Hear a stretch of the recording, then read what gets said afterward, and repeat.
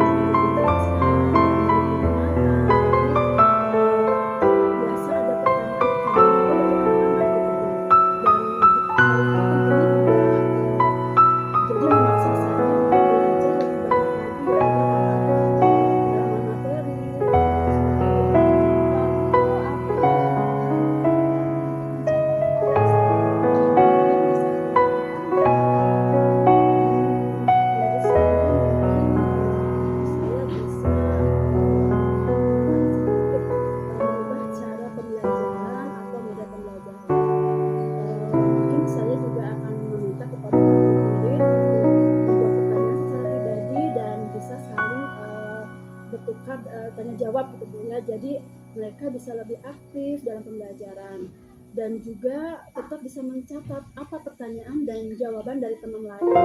Dan mungkin juga dengan memberikan tugas presentasi gitu, presentasi bisa secara individu atau kelompok. Jadi mereka dapat menyelesaikan karena nantinya kan mereka juga akan sangat memerlukan waktu di dunia kerja ya Bu ya. Karena kalau kegiatan semacam diskusi seperti ini hanya beberapa anak Bu yang biasanya berpartisipasi gitu dan lebih banyak yang tidak aktif gitu. Dan mungkin juga saya akan menambah dan memodifikasi semacam kuisis ya Bu ya, kuisis atau aplikasi-aplikasi lainnya yang lebih bervariasi. Jadi mereka juga merasa bosan seperti itu ya Bu ya. Iya, iya.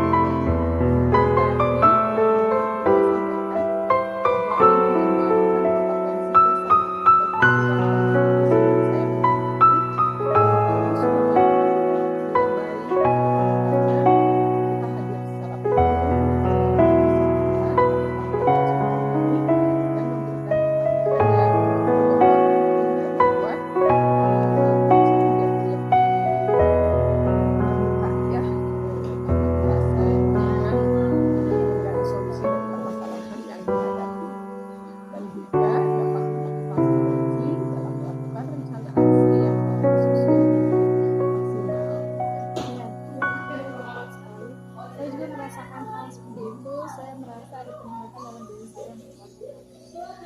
Terima kasih Bu Nok selaku host dan sampaikan salam